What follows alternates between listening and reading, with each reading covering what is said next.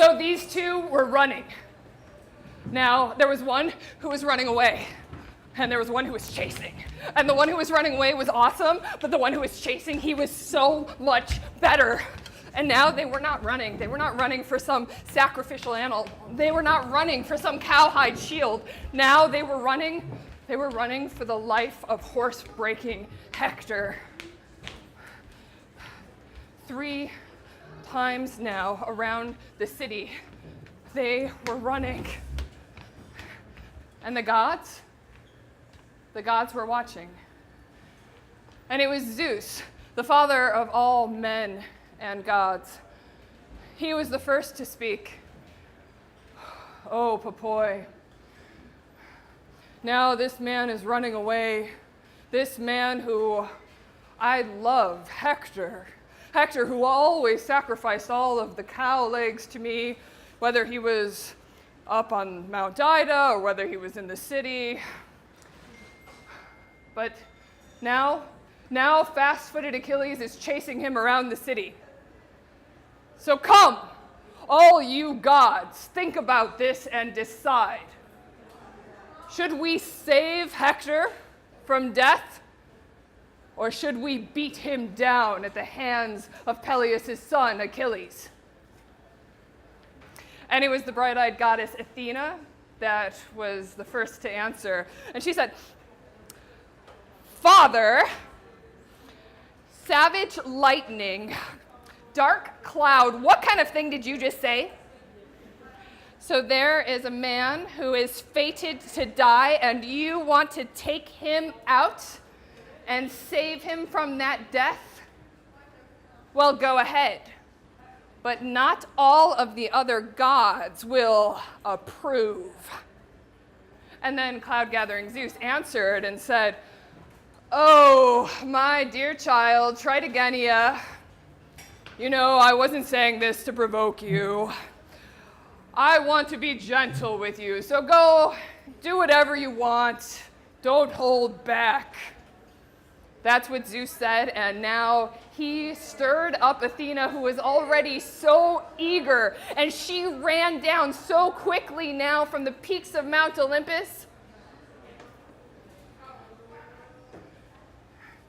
But Achilles, he was still driving straight after Hector. Always driving. It was like when there's a dog up in the mountains and it drives a deer's fawn up out of its lair through the bends and the glens of the mountain. And even when that fawn is able to somehow escape notice, even when it's able to get under some bush, the dog keeps hunting it out.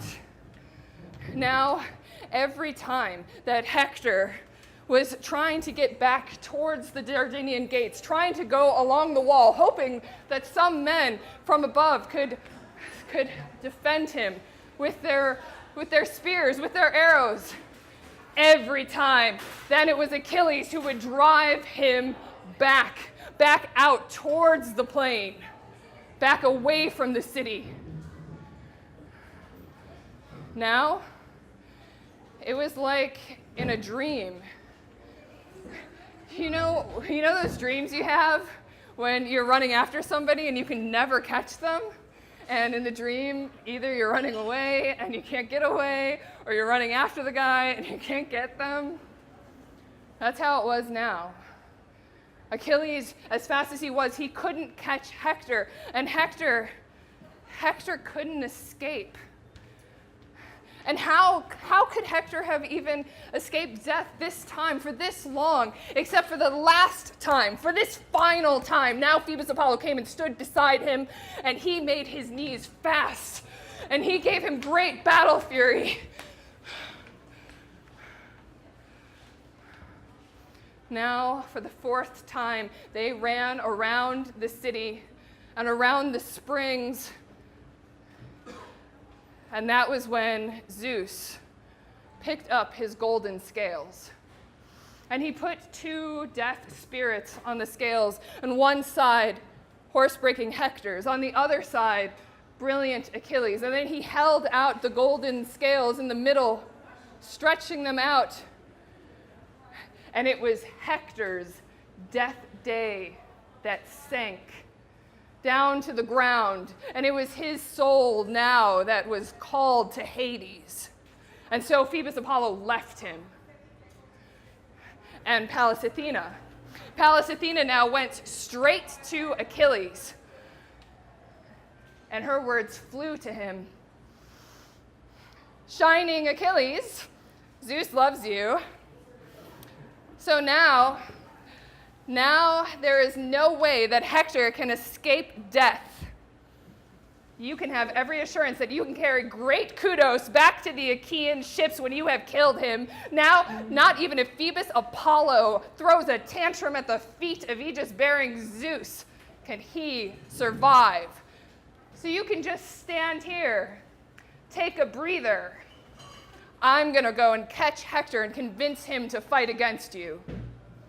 That's what she said, and Achilles was completely delighted in his heart. So he just stood there, leaning on his spear tip. And Pallas Athena, she went and she caught up with Hector, and now she made herself look exactly like, in her body and in her tireless voice, just like Deiphobus. And she said to Hector, "Brother, wow, you're really getting beat up out here, huh? I mean, Achilles is chasing you with his fast feet all around the city like this. Come on, let's take a stand. Let's fight together."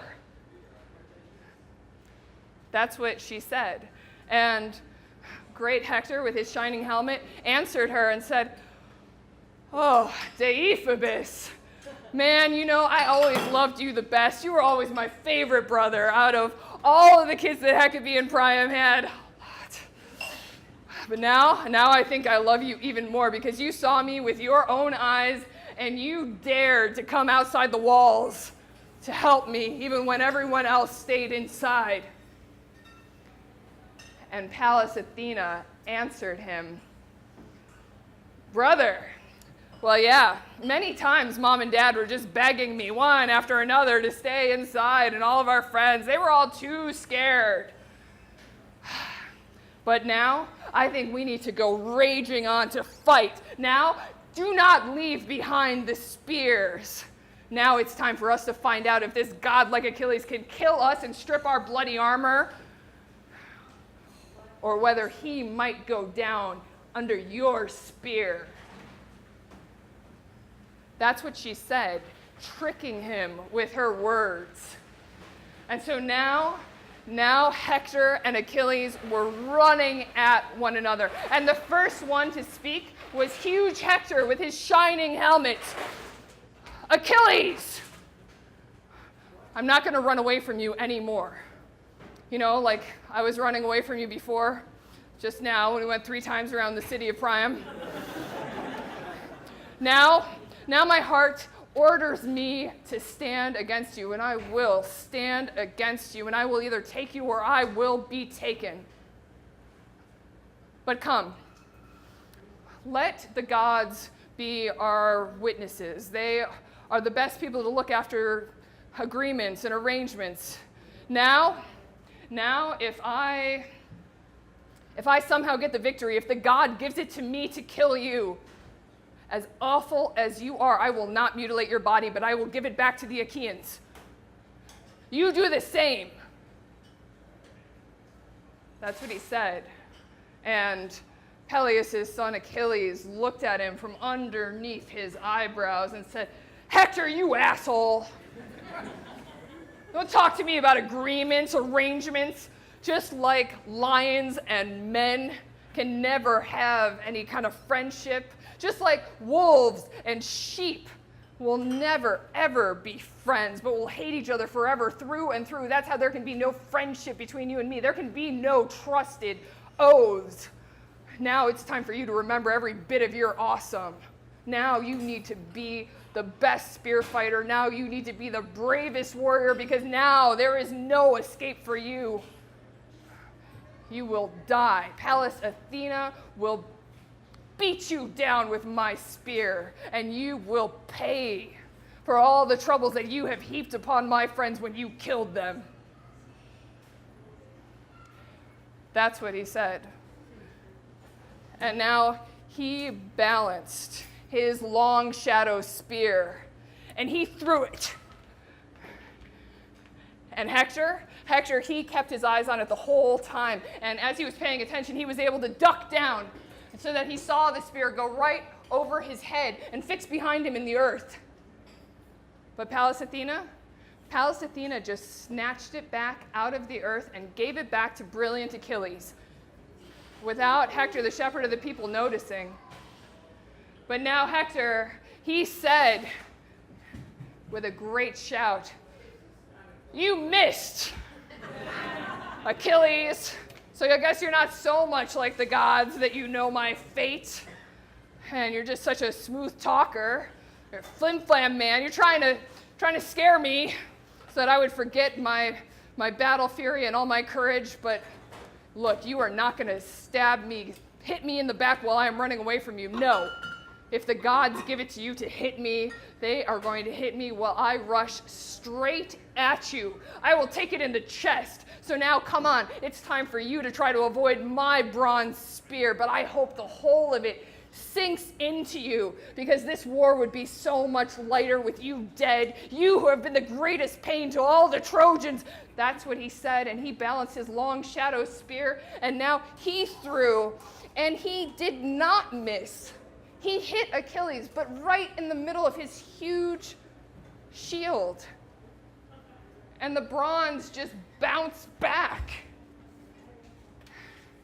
And Hector was pretty upset. You know, his sharp spear had left his hand in vain. And so he just kind of stood there all bummed out because he didn't have another spear. But then he thought about Deiphobus. He could ask Deiphobus for his spear, the white shield Deiphobus. So he turned, but there was no one there. And that's when Hector knew. He knew it in his head, and he knew it in his guts. And he was upset, and he said to himself, "Oh, Popoi, so now the gods are calling me to death. I thought Deiphobus was there, but he's inside the walls. It was just Athena tricking me. And now there is no way to escape death. There's no way out." Even though before, Zeus and his dear son, Phoebus Apollo, were always happy enough to defend me, but now fate has caught up with me. But I am not going to die ingloriously, without struggle. I'm going to do some big thing that people in the future are going to hear about. That's what he said. And now he drew the sharp sword, the huge, heavy sword from his side that always hung there. And now he drew himself together and he swooped. He swooped now like a high-flying eagle that goes darting through the dark clouds and grabs up some shivering lamb or some cowering hare. That's now how he swooped with his sharp sword. And Achilles now roused himself up too, and he filled his whole chest with savage battle fury. Now he put his shield out, the beautiful, intricate shield, out in front of his chest. And his four-horned shining helmet nodded terribly. And all of the little bristles on the helmet, the ones that Hephaestus had put very closely around the horn, they were gold. They were shaking too. And now he shone. He shone like a star, like the star in the darkness of night, like the evening star that is the most beautiful of all stars. That's now how the tip of Achilles' spear was shining as he was eyeing up Hector. He was thinking about how to do terrible things to him now. He was eyeing up all of his beautiful skin, thinking about where it might give way the best.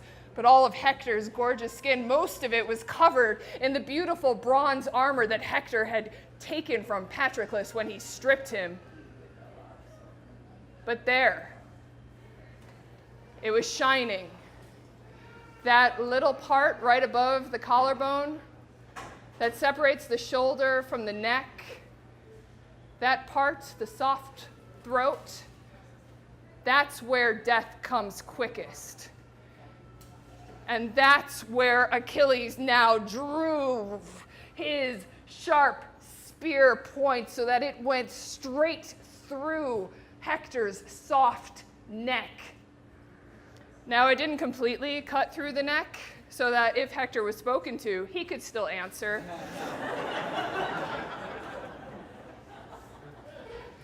And Hector, he fell in the dust. And now Achilles came over and bragged over him. Hector, you thought you were safe when you killed and stripped Patroclus because you didn't pay any attention to me, you dumbass. You didn't know that there was such a better man, an avenger still waiting beside the ships, and now I have come and I have loosened your limbs. And the dogs and the birds, they will drag you shamelessly, but Patroclus, the Achaeans will give him a proper funeral.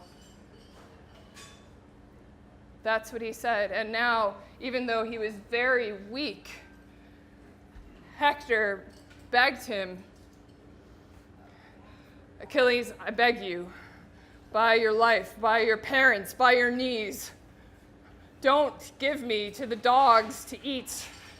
Please accept all of the shining gifts, all of the gold and the bronze that my mom and dad will give to you, everything, so that you can give my body back to the Trojans, so that the Trojans and the Trojan women can give me funeral rites and give my body to the fire. That's what he said. But Achilles, the son of Peleus, looked at him from under his brows and said, Hector, you dog, don't talk to me about begging or parents or knees.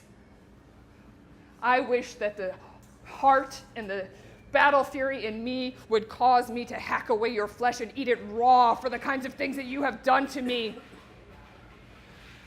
So now, there will be no one who can ever protect your head from the dogs, not if they bring out 10 or 20 times as many gifts and promise more beside, not if your daddy, Dardanian Priam, brings out your body weight in gold. Your mama is never going to look at you in your deathbed, but instead the dogs are going to completely devour you. That's what he said. And now Hector, even though he was dying, he said, I knew you. I knew you when I first spoke to you. I knew that I could never convince you because your heart is iron. But now watch out. Watch out, or I will become the god's wrath. And as awesome as you are, that day when Paris and Phoebus Apollo kill you inside the Skyan gates. That's what Hector said, and the end of death covered over him, and the soul flew out of his limbs and went down to Hades, crying the whole way because it was leaving manliness and youth behind. And even though Hector was dead, Achilles spoke to him. You're dead. Talk to me about my death. I'll take it whenever Zeus and the other gods want it for me. That's what he said. And he pulled the spear out of the body, and he left it to one side, and he started to strip the armor.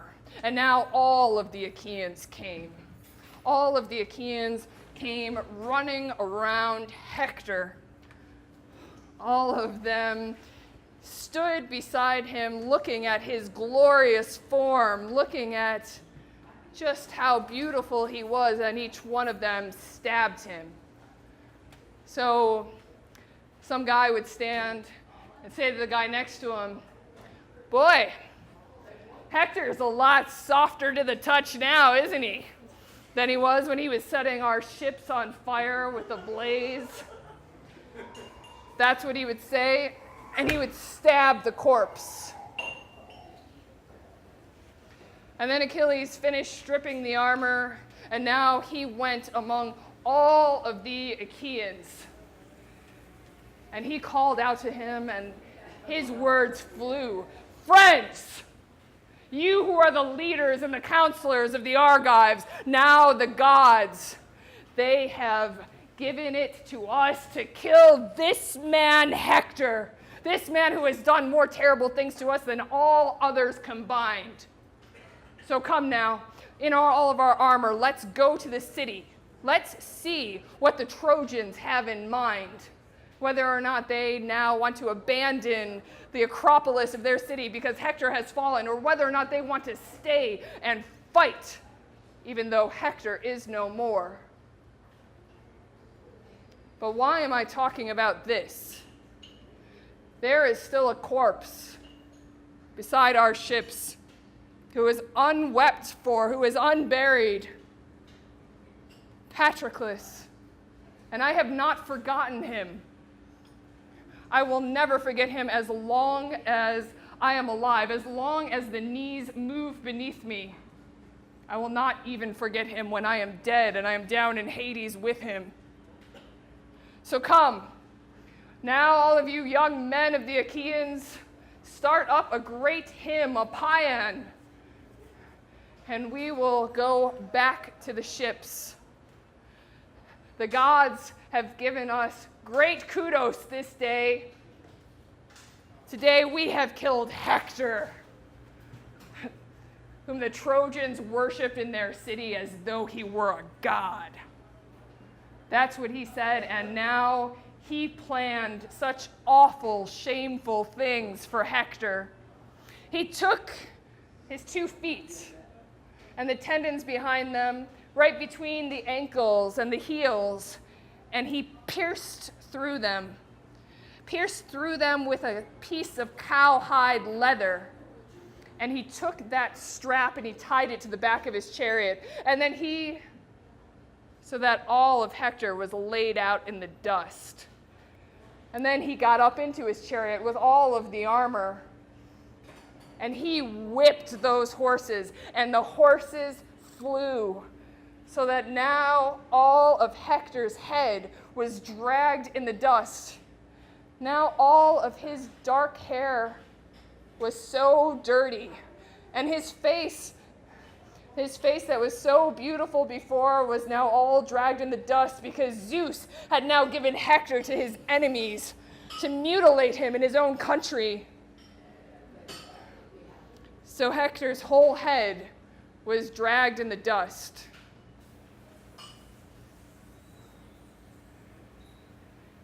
And his mom started to tear out her hair, and the shining veil fell off of her head, and she started to scream and shriek when she saw her son. And on the other side of her, the old man Priam started to groan, and then everyone started to cry and to groan. Now the whole city, it was as if all of rocky Ilion were on fire and burning from the top down. That's how it sounded. And Priam, the old man, now they had to restrain him. He was so eager to try to get out back through the Dardanian gates. Now he was begging them. He was rolling down in the shit. He was calling each one of them out by name. And he said, "Friends, I know you care about me, but you have got to let me go back out through the gates. I have got to go to the Argive ships. I have got to beg this awful man, even though he has done such terrible things. Maybe he would pity me. Maybe he would pity my age. I'm old. I must be about the same age as his father, Peleus. Peleus, who had him to be the greatest pain to all the Trojans, and especially to me, because he has killed so many of my sons. And as much as I grieve for all of those, it doesn't compare with the grief I feel for one, for Hector. This sharp grief will carry me down to Hades. God, how I wish he had died in our arms. And then his mom and me, we're so unlucky. Then at least we could have had our fill of grief for him, our fill of crying. That's what he said. And then all of the citizens of Troy cried along. And then it was Hecuba. She led the mourning with all the Trojan women. She said,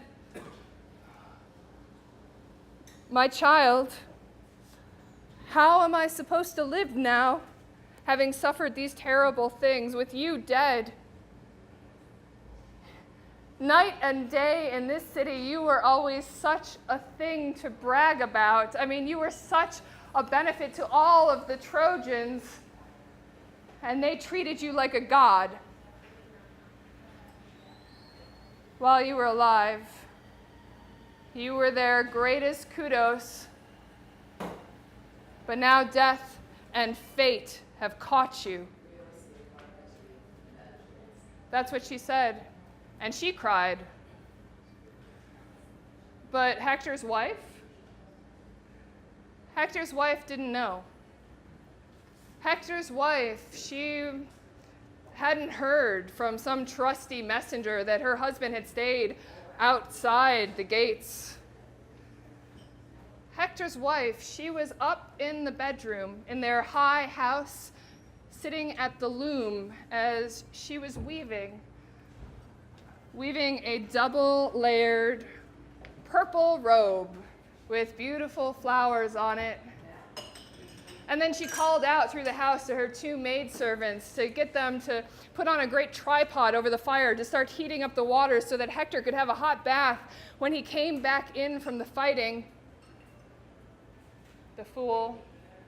She didn't know that Pallas Athena and Achilles had already beat down Hector far away from any kind of hot bath.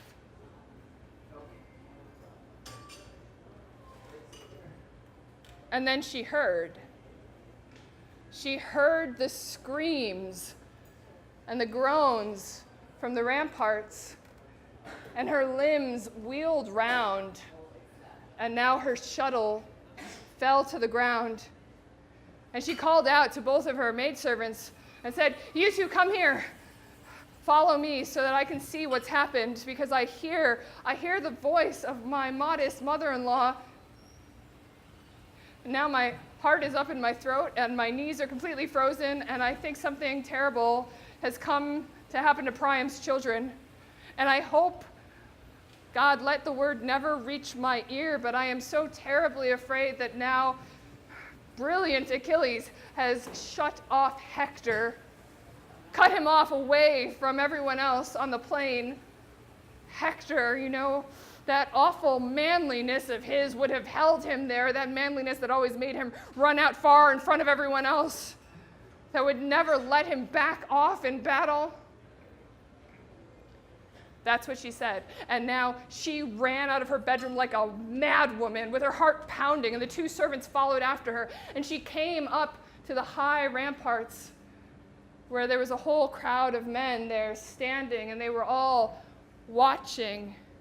And that's when Andromache saw her husband being dragged, the fast horses carelessly dragging him through the dust towards the Argive ships. And dark night covered her eyes, and she fell down backwards, and she breathed out all of the life that was in her. And the shining ribbons fell out of her hair, and the well-made headbands, and the headdress that the golden Aphrodite had given her on that day when Hector had first led her out of her dad Eetion's house, they all fell.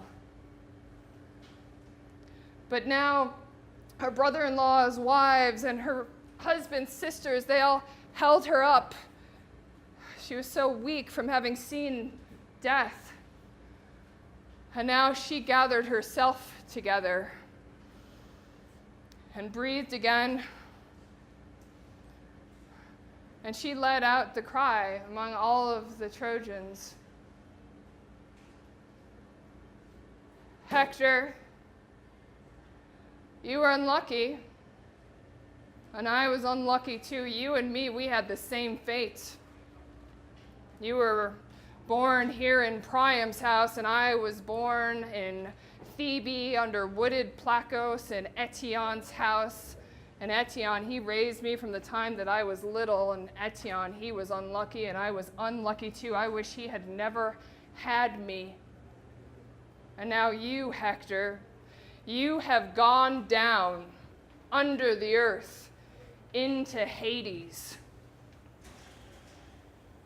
And you have left me here in this awful pain, a widow in your house, and your child is just a baby, and you are of no use to him now that you're dead, and he's of no use to you either. And even if he somehow survives this Achaean war with all of its many tears, there will be trouble and work for him forever. Other men will rob him of all of his lands. And then he will have to go begging amongst all of his father's friends, his head hanging low in shame, his cheeks soaked now in tears as he pulls on one man's tunic or on another's coat. And maybe one of them will give him a sip from his cup, but it will only be enough to wet his lips, not enough to soak his palate. And then some boy who still has both of his parents will yell at him and beat him with his hands and say, "Get out of here. Your dad doesn't eat with us." And then he'll have to come back crying to his widow mother. Astyanax, our son, he used to always eat when he was on his dad's knee. And he would only have the marrow and the fat part of the sheep. And then whenever he finished with all of his toys, he would go and sleep in the softest bedding, in the arms of his nurse on a soft bed where his heart would be so content. Astyanax, the lord of the city, that's what the Trojans called him. Because you, Hector, you alone guarded their walls and their gates. And now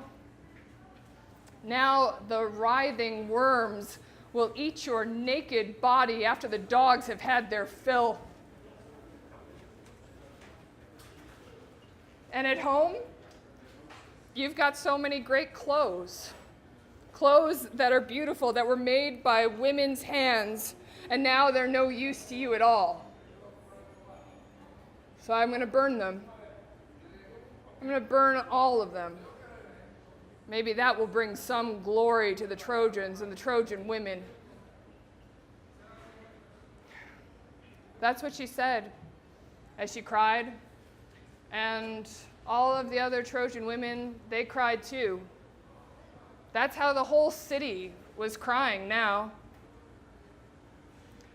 Meanwhile, the Achaeans, they made it back to the ships and the Hellespont, and everybody was scattering back to their own tents and their ships to have dinner. But brilliant Achilles, he would not let the Myrmidons go. Now he cried out to all the war-loving Myrmidons, "Myrmidons! You with your fast baby horses, trusty friends, don't let your horses go yet. Now it is time for us to drive our horses and our chariots around Patroclus. That will be a gift for the dead man. And then after, we can let the horses go and make dinner." That's what he said. And all of them were crying as he led them. Now he led them 3 times fast around the body of Patroclus. And Thetis, Achilles' mom, she was inspiring mourning, and all of them as they went. Now their beautiful armor was completely soaked in tears. Now the ground was completely soaked in tears. And that was when Achilles put his man-slaughtering hands on the chest of Patroclus, his friend, and said, "Hi, Patroclus, down in Hades. So, I'm doing all the things I said I was going to do. I brought Hector here. I'm going to do awful shit to him. And I got 12 young men of the Trojans, too. I will also slit their throats all around your funeral pyre so that they can pay, because I am still so angry over your death." That's what he said, and he inspired more mourning in all of them. And he planned now on doing awful things to Hector's body, putting him next to Patroclus's body, face down in the dust. And then he took off his armor. They all did. They took off their armor, and they loosened their horses. And now all the Myrmidons, there were like 10,000 of them, they all came and sat around brilliant Achilles. And Achilles laid out a really good feast for them. So there were a bunch of cows and sheep, and then there were all these pigs that were just blooming with fat, and they have white teeth. And they were all stretched out over Hephaestus's fire, so that now all of the men came with golden cups and collected the blood that was pouring down for the corpse. Yeah, that's what they're doing. And it's at this point that all the kings of the Achaeans come and persuade, or try to persuade, Achilles to go to Agamemnon's tent. But Achilles barely, he doesn't want to go. He's still pissed off. But they finally get him to go. And they arrive at Agamemnon's tent. And this is where they all try to persuade Achilles to take a bath and to wash off all of the filthy gore that he's coated with. But Achilles refuses, and he swears a great oath on it. "No! By Zeus, who is the highest, who is the strongest, it is not right for any baths to come close to my head. Not until we have given Patroclus's body to the fire. Not until I have cut off all my hair for him."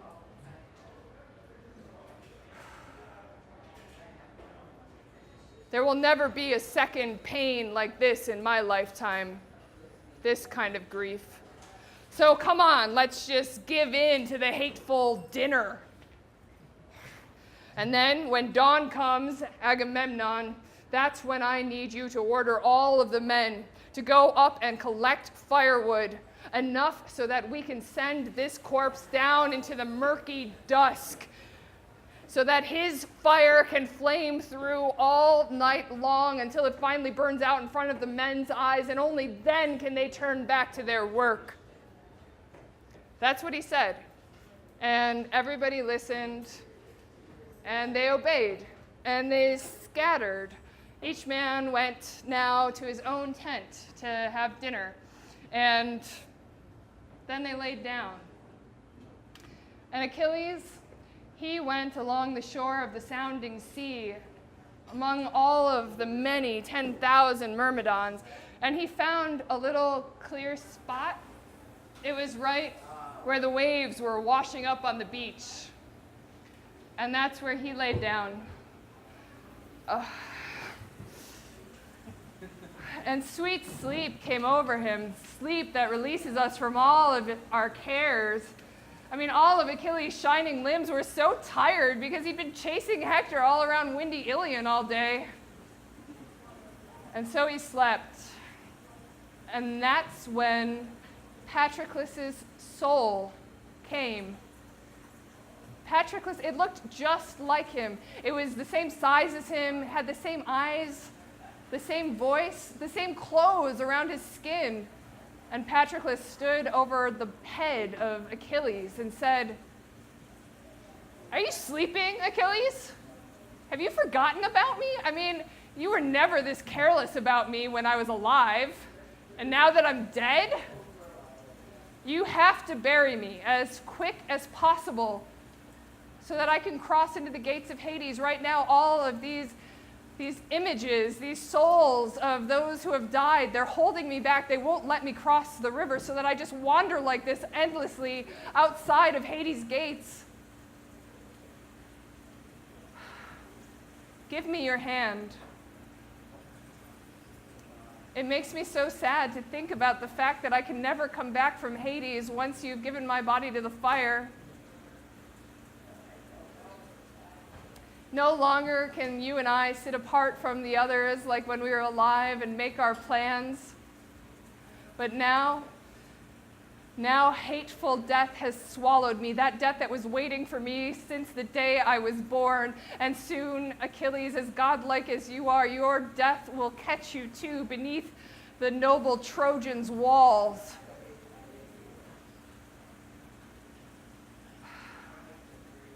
But I'm going to say one thing, and I want you to listen to me. Don't let our bones be laid apart from one another. Let us be laid together just like we grew up together in the same house. You remember when Menoetius first brought me back from Opois? Because I killed some guy. I killed this kid, Amphidamus. It was an accident, really. I was stupid. I just got pissed off about this dice game. But Peleus, he took me in and he raised me up so well and he named me your sidekick. So let our bones be enfolded together in the same two-handled vase. You know that gold one that your mom gave you? That's what he said. And Achilles answered him and was like, Patroclus? Why are you telling me to do all these things? But I will do whatever I can. But just step a little closer now so that we can embrace. We could just have a hug and take some pleasure together in all this grief. That's what he said, and he stretched out his hands. But there was nothing there. Patroclus' soul just went back down beneath the earth with a kind of hiss of steam. And Achilles clapped his hands, and he was like, oh, Popoi. Do you know that even in Hades, there is still an image and a soul of us? Although it's got no guts in it. But just now, the soul of Patroclus was over my head all night long, crying and crying, telling me to do all this stuff. It looked just like him. That's what he said. And now all of the men started crying all over again. And now rosy-fingered dawn spread over the men who were crying and over Patroclus' body. And now Agamemnon, the Lord of Men, ordered all of the men to come out from their tents, and all of the mules, too, to start going and getting the firewood. And it was Meriones, who is the awesome sidekick of manliness-loving Idomeneus. He was the one who led them. And so now they went.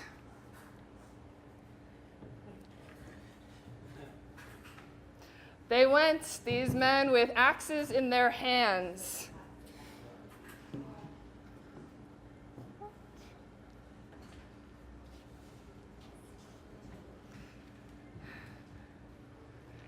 They went up and down, sideways and slantways, all over the shoulders of Mount Ida, with its many springs, the mules following with them. And when these men came to Mount Ida, they cut down the oak trees with all of its high foliage, and the trees fell with a terrible crash. And as the trees fell, then the Achaeans came and split the wood and tied it up to all of their mules. And the mules now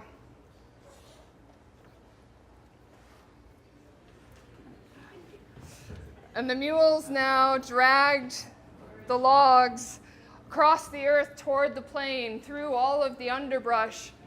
And it was Meriones.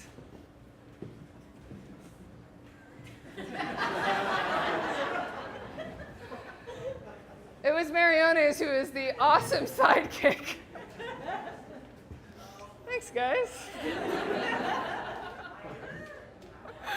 Of Idomeneus that led them.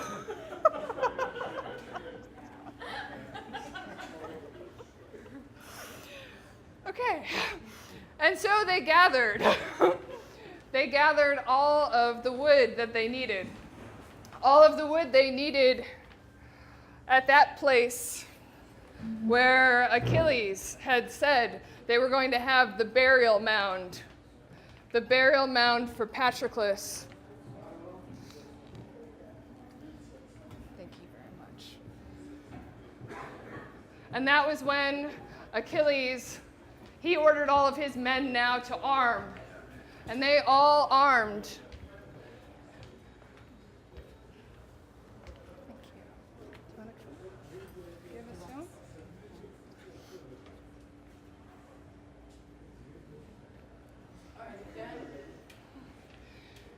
And they all armed.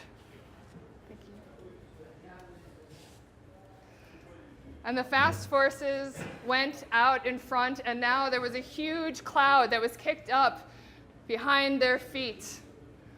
Now the horses ran, and it was all of Patroclus' friends that carried him.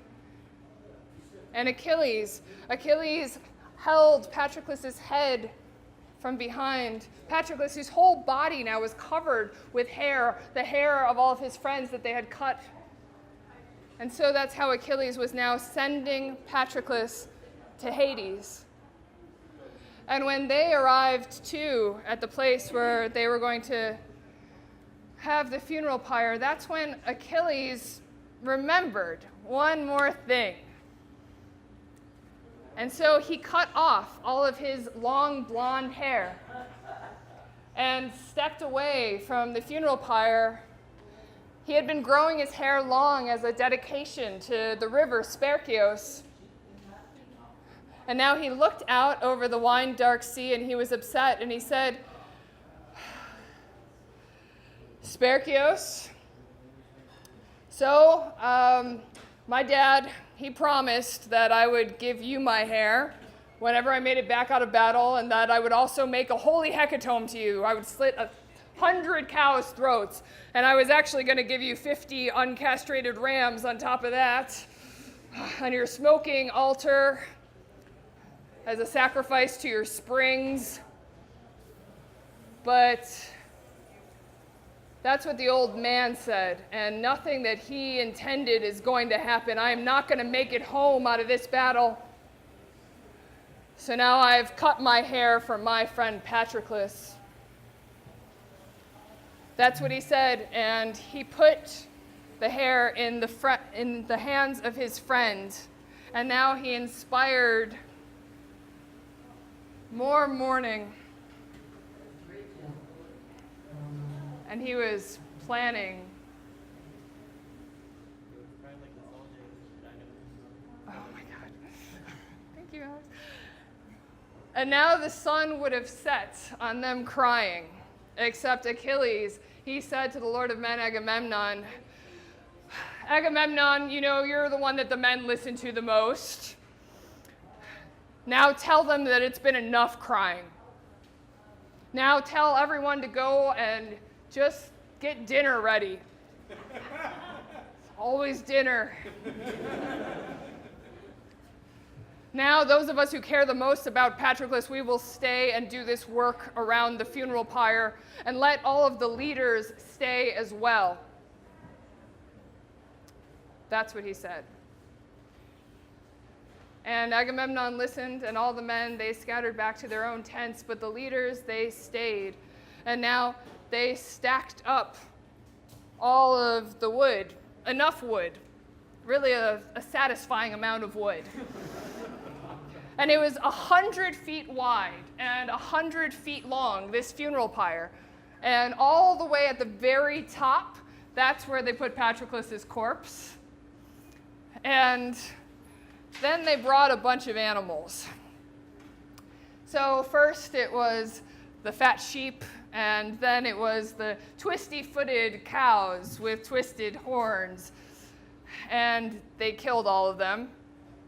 And they were struggling over the iron. And then they skinned them so that Achilles could take the fat from the animals and spread it over Patroclus from head to toe.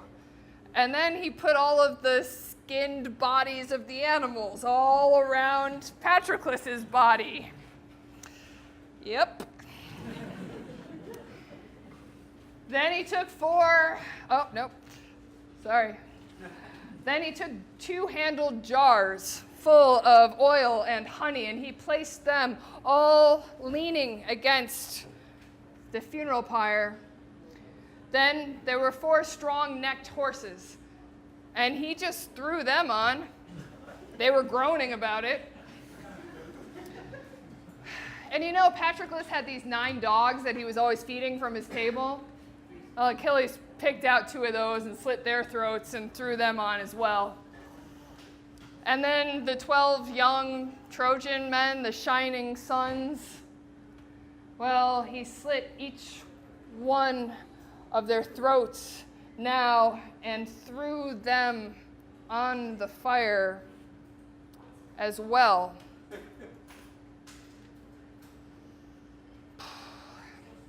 And that's when he said to Patroclus, as he groaned,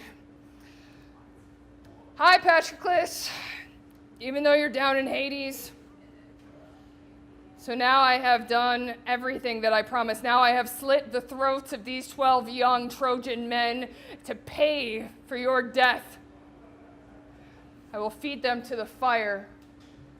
But Hector I will not feed to the fire.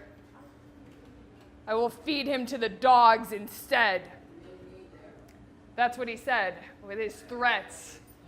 But the dogs were not going to eat Hector. No. Because now the daughter of Zeus, Aphrodite, she protected him from the dogs night and day. And she took his flesh and she spread red ambrosial oil all over it, protecting his skin so that now even if Hector was dragged, his flesh would not tear.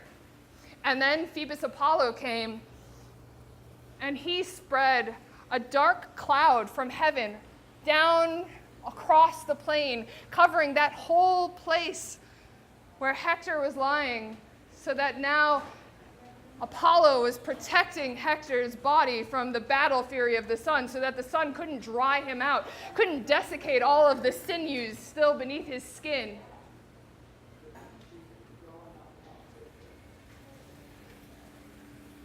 But the funeral pyre, it wouldn't light.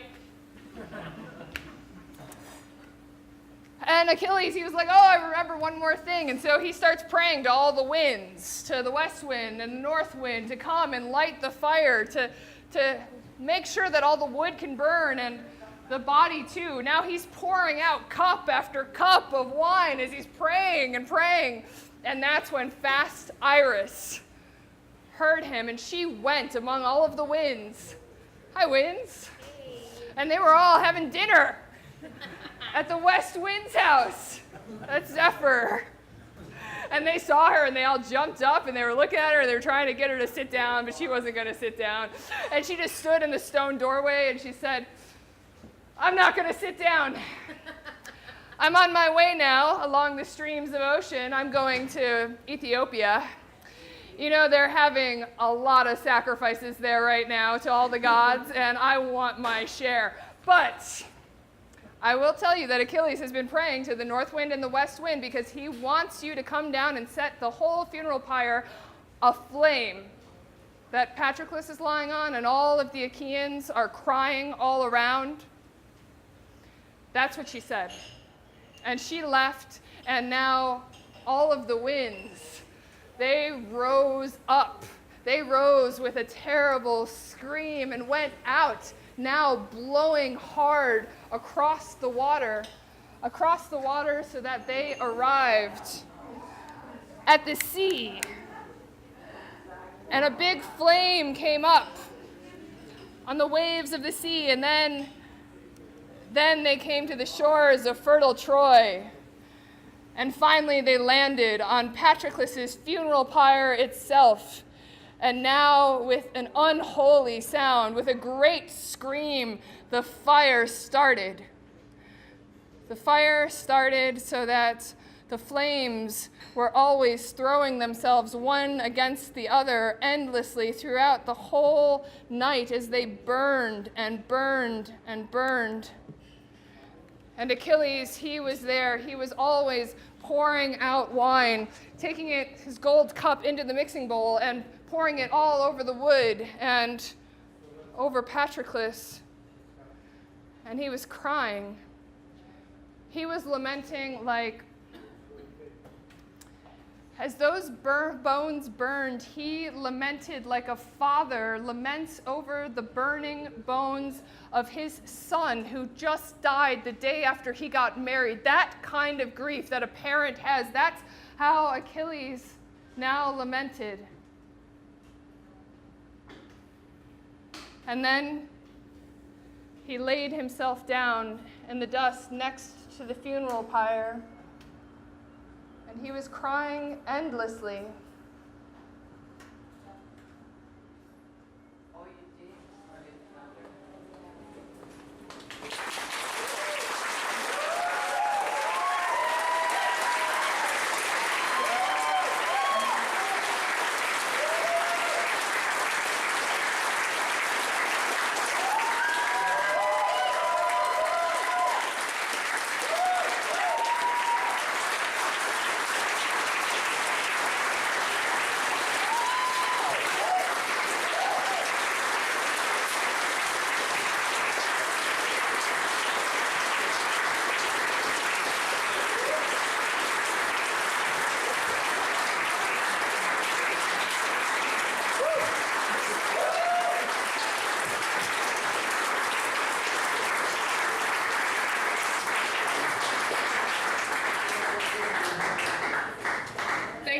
So much for coming and bearing with our venue change, and a big round of applause to La Coin Social for hosting.